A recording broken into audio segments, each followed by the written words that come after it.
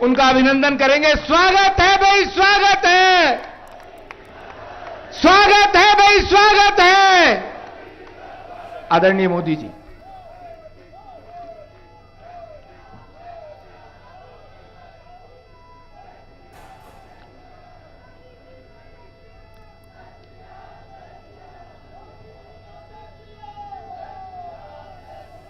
सबसे पहले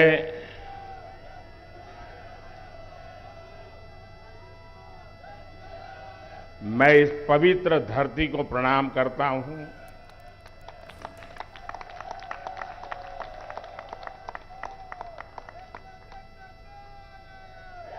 हमारे पूर्वजों को प्रणाम करता हूं और आप सबके माध्यम से मैं देशवासियों को आदरपूर्वक नमन करता हूं।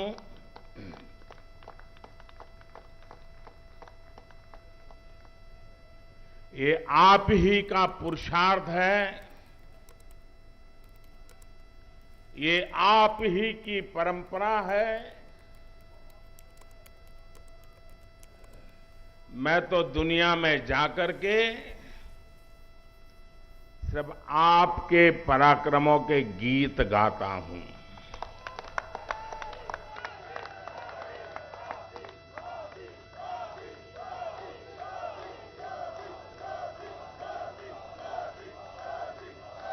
मैं दुनिया के देशों में जाकर के दुनिया के महापुरुषों को मिलकर के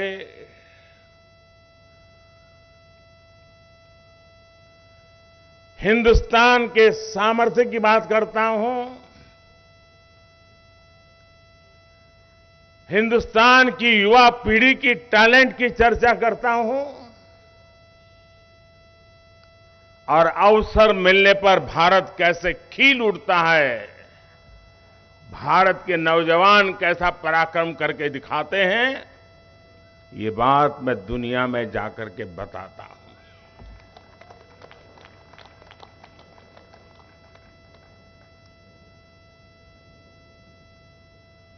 ये बात मेरे खाते में इतनी जाती है कि ये बताते समय मैं संकोच नहीं करता हूं।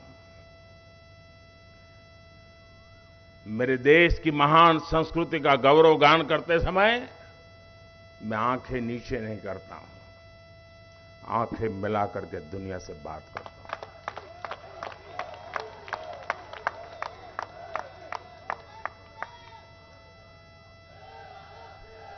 और ये सामर्थ्य क्यों आया है?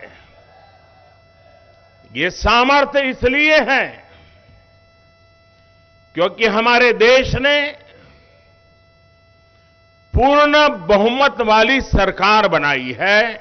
आप सबने देश को पूर्ण बहुमत वाली सरकार बनाई है और जब पूर्ण बहुमत वाली सरकार का प्रतिनिधि विश्व के सामने जब कोई बात बताता है तो दुनिया ये विश्वास करती है कि ये अकेला नहीं बोल रहा है, 140 करोड़ लोग बोल रहे हैं।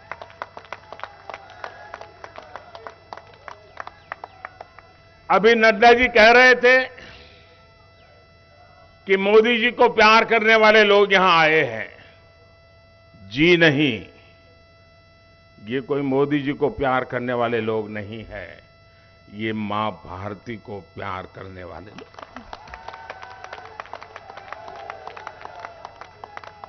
ये हिंदुस्तान को प्यार करने वाले लोग हैं। हिंदुस्तान का नाम रोशन होता है तो 140 करोड़ देशवासियों का जज्बा नई ऊंचाइयों को छूने लगता है।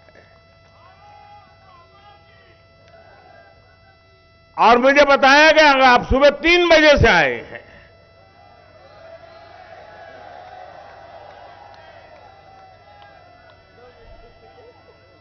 भारत की दुनिया में सही पहचान बने, भारत का दुनिया में जय जयकार हो। कोई हिंदुस्तानी इतना खुशियों से भर जाता है को रात को 3 बजे यहां आकर के पहुंच जाता है।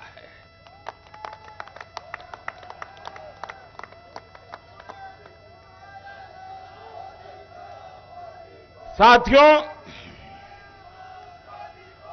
ये यात्रा समय तो ज्यादा नहीं था यात्रा का, क्योंकि ट्रैवलिंग में भी टाइम जाता है, लेकिन जितना समय मुझे उपलब्ध था उसका पल पल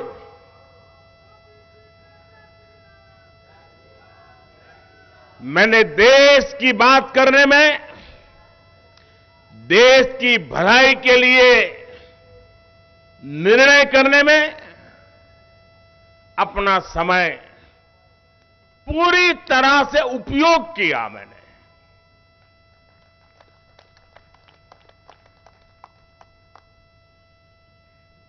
चालीस से अधिक महत्वपूर्ण लोगों के साथ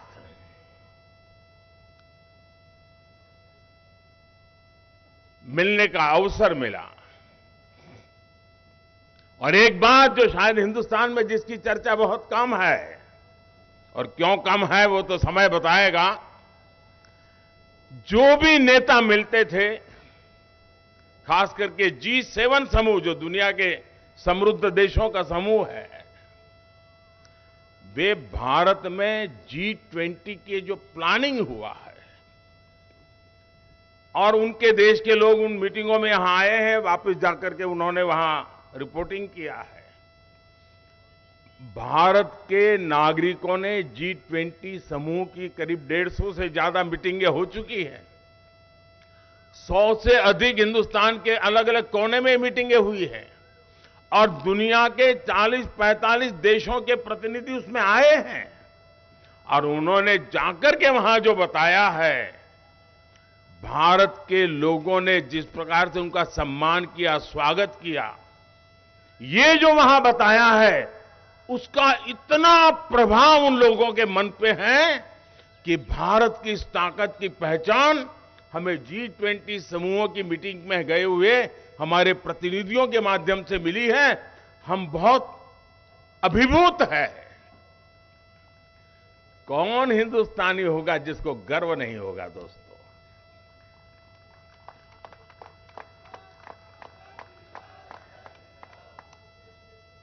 कभी कभी भारत की महान परंपरा के प्रति दोस्तों मैं सच कहता हूं, आप भी हिंदुस्तान की संस्कृति, हिंदुस्तान की महान परंपराओं के संबंध में बोलते समय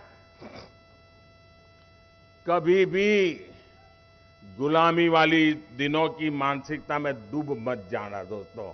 हिम्मत के साथ बात कीजिए दुनिया से। दुनिया सुनने के लिए आतुर है, जिज्ञासा है विश्व को।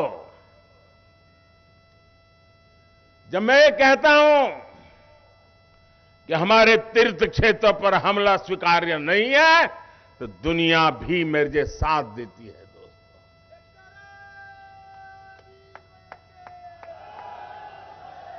हिरोशिमा की धरती, जहां पर मानव संहार का भयानक घटना घटी थी, उस हिरोशिमा की धरती पर जब पूज्य बापू की प्रतिमा लगती है, शांति का विश्व को संदेश बड़े गर्व के साथ हम पहुंचा पाते हैं। जी, मेरे लिए गर्व की बात होती है कि जापान के प्रधानमंत्री जब भारत आए थे, तो मैंने बोधि वृक्ष का एक सैंपल उनको दिया था,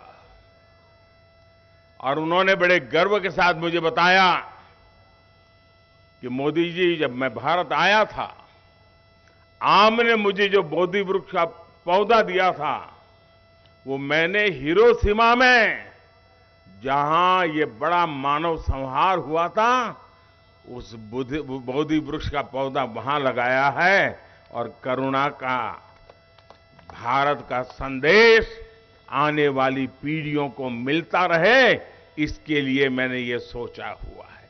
देखिए कितना गर्व हो रहा है भाइयों बहनों, दुनिया की, हम भारत के लोग कभी कभी ये गौरव का जिक्र करना भूल जाते हैं।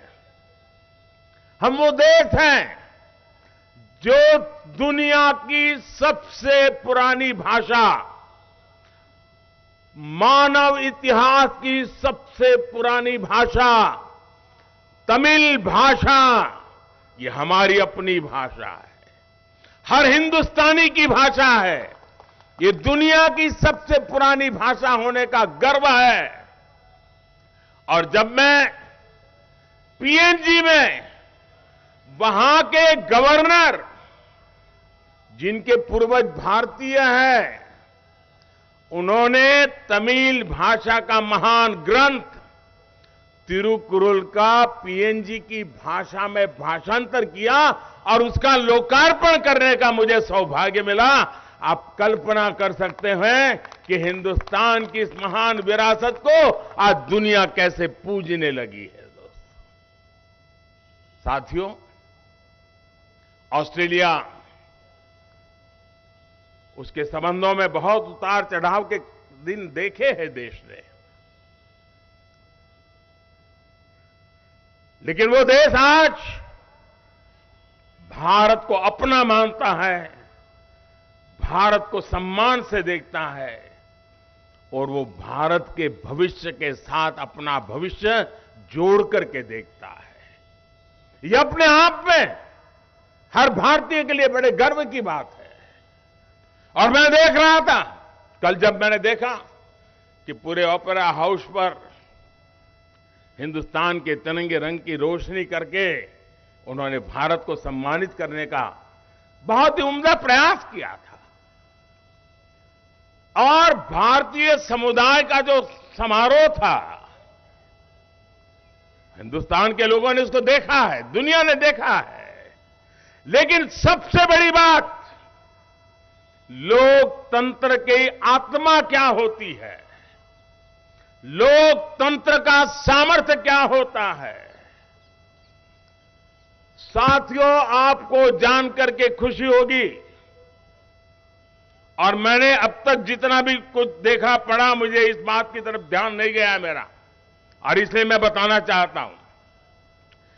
भारतीय समुदाय का जो कार्यक्रम था, वहां ऑस्ट्रेलिया के प्रधानमंत्री का आना गौरव की बात थी, लेकिन इतना ही नहीं, उस समारोह में पूर्व प्रधानमंत्री भी थे।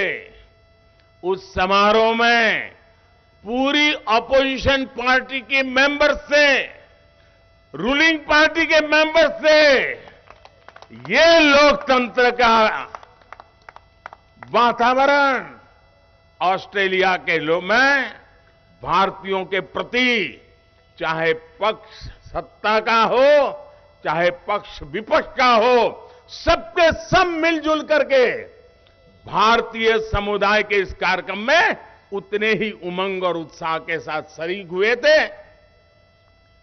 और भारत के एक प्रतिनिधि को, भारत के एक सेवक को दोनों पक्ष उतना ही आदर और सत्कार कर रहे थे। साथियों, ये यश मोदी का नहीं है, हम कतई ऐसी गलती मत करें। ये यश हिंदुस्तान के पुरुषार्थ का है, 140 करोड़ हिंदुस्तानियों के जज्बे का है। दोस्तों,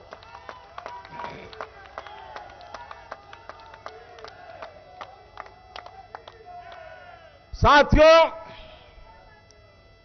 जब कोविड के खिलाफ दुनिया लड़ रही थी, एक एक व्यक्ति को जिंदगी बचाने के लिए एक एक परिवार जूझ रहा था। संकट बड़ा गहरा था, रास्ता सिर्फ अंधेरे के सिवाय कुछ नजर नहीं आ रहा था। इस बीमारी से कौन बचाएगा, कैसे बचाएगा, कौन सी जड़ी बूटी काम आएगी, दुनिया उलझन में थी। हर कोई अपनी अपनी कोशिश कर रहे थे।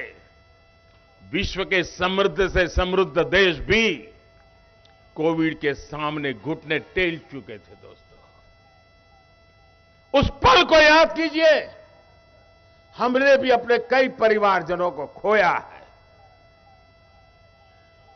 उस दुख, उस दर्द को हम भूल नहीं सकते हैं। लेकिन जब मैं पैसिफिक आइलैंड के इन देश के नागरिकों से मिला, हर किसी की आंख में, वो चाहे ड्राइवर हो, होटल में काम करने वाला कोई व्यक्ति हो, चाहे सब समारोह के गेट पर खड़ा हुआ कोई व्यक्ति हो, चाहे सिक्योरिटी में काम करने वाला जवान हो,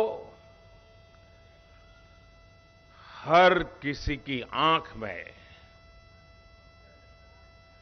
जब हम उससे आंख मिलाते थे, वो भाषा तो नहीं जानता था, लेकिन उसकी आंखों से वो बताता था और कभी कभी इशारा करके बताता था कि आपने वैक्सीन दिया ना, इसलिए हम जिंदा हैं।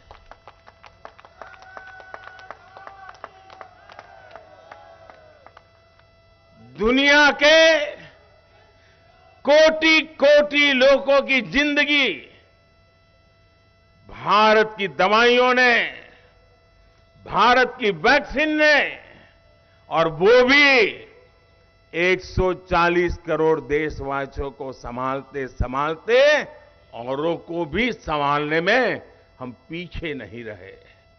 अभी कुछ दिन पहले मुझे जयशंकर जी बता रहे थे, हमारे विदेश मंत्री, वे लैटिन अमेरिका के देशों में गए थे। उन्होंने कहा कि मेरा लैटिन अमेरिका के देशों का अनुभव बिल्कुल नया है। मैंने कहा क्या हुआ? बोले लोगों को कभी कुछ इंडिया नाम भी मालूम नहीं है, भारत मालूम भी नहीं है। ज्यादातर वो ऐसे दाढ़ी दिखाते हैं और कहते हैं बोले हमको वैक्सीन मिला, हम बच गए। दुनिया में, और वो दुनिया याद कीजिए, जब हिंदुस्तान में मुझसे हिसाब मांगा जाता था कि मोदी तुमने दुनिया के लोगों को वैक्सीन देने की क्या जरूरत थी? ये बुद्ध की धरती है, ये गांधी की धरती है।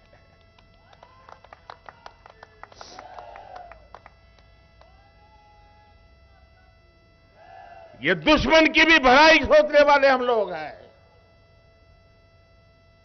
हम करुणा से प्रेरित लोग हैं। हम सद्भावना के लिए समर्पित लोग हैं। और इसी भाव को लेकर के विश्व में जहां भी बन पड़ता है हमने किया है। लेकिन साथियों, अब चुनौती बहुत बड़ी है। लेकिन चुनौतियों को चुनौती देना मेरे स्वभाव में है।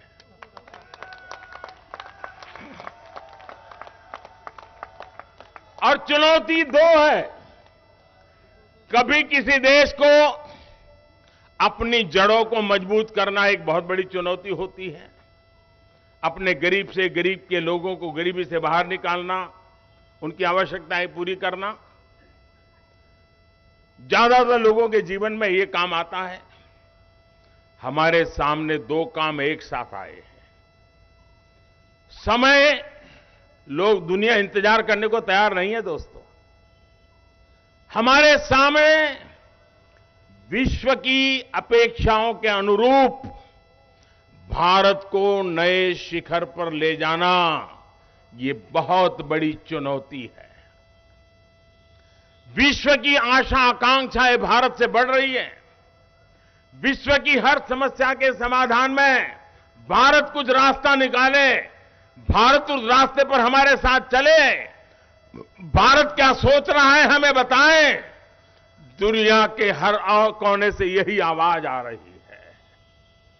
लेकिन साथ साथ 140 करोड़ का देश मेरा दलित हो, पीड़ित हो, शोषित हो, वंचित हो, आदिवासी हो, गरीब हो, उनको भी इस समृद्धि के राह पर मुझे लेकर के जाना है।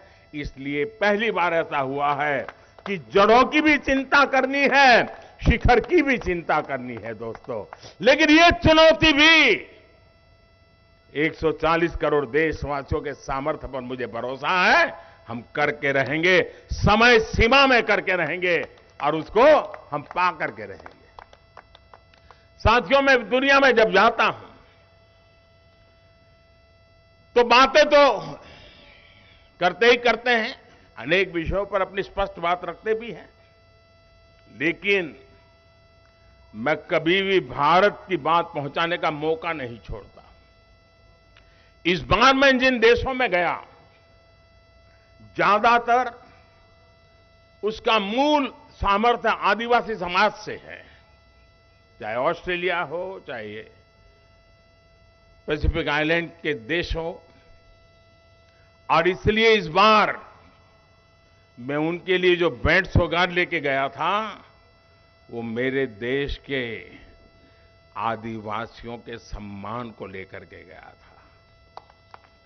मेरे आदिवासी समाज में जिन कृतियों का निर्माण होता है, मैं उसे ले गया था और मैंने मेरे देश के आदिवासी समाज का सामर्थ्य और उन देशों के आदिवासी समाज का सामर्थ्य, उसको जोड़ने के लिए एक सिंबॉलिक रूप में मैंने इसका भी ध्यान रखा था। दोस्तों, चीजें कभी कभी छोटी होती है, लेकिन सामर्थ्य बहुत बड़ा होता है, उसकी ताकत बहुत बड़ी होती है।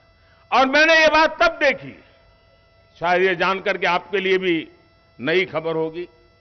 मैं जब पहली बार यूके गया था तो वहां की महारानी उस समय जीवित थी, अब तो वो नहीं रही। उन्होंने हमें भोजन पे बुलाया था। हम बहुत ही कम लोग थे। आमतौर पर प्रोटोकॉल में वो सामने बैठते हैं, हम इस तरफ बैठते हैं, लेकिन उन्होंने एक मां की तरह अपनी सीट छोड़ करके मेरे बगल में बैठ करके, देखिए तुम्हारे लिए मैंने ये वेजिटेरियन बनवाया है, ये तुम्हारे लिए ये वेजिटेरियन बनवाया, मां की तरह। बाद में जो हुआ वो मेरे लिए सबसे बड़ा आज भी प्रेरणा देता है। बाद में वो मुझे एक और कमरे में लेके गई महारानी जी, और उन्होंने मुझे उनको जो भेंट सौगातें मिली थी उसमें से कुछ चीजें दिखाई। उसमें मुझे एक छोटा सा उन्होंने हैंडकरचिप दिखाया, 4 इंच बाय 4 इंच का होगा, छोटा सा, और धागे से हमारे यहां जो बनाते उस प्रकार का था। बड़े प्यार से उसको छू करके मुझे फिर मेरे हाथ में दिया, बोले आप भी देखिए इसको।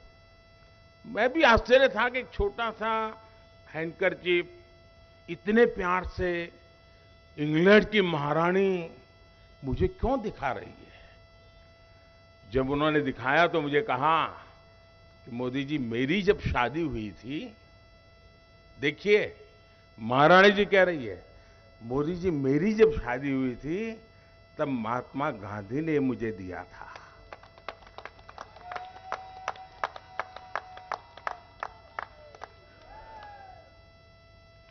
एक छोटा सा हैंडकरचीफ, हाथ से बुना हुआ हैंडकरचीफ, महारानी के मन पर इतने दशकों के बाद भी प्रभाव पैदा करता था। तब से मैंने समझा था कि मेरे देश की हर एक चीज की ताकत है, हर एक चीज का सामर्थ्य है। और इसलिए इस बार मैं आदिवासी समाज की जो कलाकृतियों की रचना है, दुनिया के सामने लेके गया और उन देशों को मैंने एक भेंट में दी, इस गर्व के साथ दी कि ये मेरा आदिवासी समाज है जिन्हें सदियों से महान परंपराओं को निभाया है। साथियों, आज विश्व की जैसे जैसे भारत का सम्मान बढ़ रहा है, भारत का सत्कार बढ़ रहा है, वैसे वैसे भारत से अपेक्षाएं बढ़ रही है। ये हम सबका काम है कि हम मिलजुल करके देश को इतनी तेजी से आगे बढ़ाए, इतनी तेजी से आगे बढ़ाए, ताकि दुनिया की अपेक्षाओं को पूरा करने में हम कभी पीछे न रहे। मैं फिर एक बार इतने जल्दी जल्दी सुबह 3 बजे से यहां पहुंचना, इस प्रकार से स्वागत सम्मान करना, स्वयं राष्ट्रीय अध्यक्ष जी का यहां आना, दोस्तों ये प्यार मैं कभी भूल नहीं सकता हूं। मैं फिर एक बार आपको हृदय से अभिनंदन करता हूं। और जयशंकर जी के पास तो बहुत सी अंदरूनी बातें होती है, आज समय अभाव में उन्होंने बहुत कम बताई, लेकिन कभी उनके साथ बैठोगे तो बहुत कुछ सुनने को मिलेगा, क्योंकि दुनिया को 50 साल का उनका अनुभव है विदेश विभाग का, लेकिन इन दिनों एक नया रूप देख रहे हैं दुनिया का, और हम भी उस कंपैरिजन को देखते हैं जी। ये जो बदलाव है वो अपने आप में 140 करोड़ देशवासियों का सामर्थ्य है। जो सम्मान मुझे दुनिया में मिला है वो मोदी का नहीं है, न ही मोदी का उस पर हक है। ये सम्मान 100%, 100% 140 करोड़ देशवासियों का है, उनका अधिकार है। और मैं ये सम्मान उन्हीं को समर्पित करता हूं। बोलिए मेरे साथ, भारत माता की, भारत माता की, भारत माता की। बहुत बहुत धन्यवाद। बहुत बहुत धन्यवाद आदरणीय मोदी जी, आपने हम सबको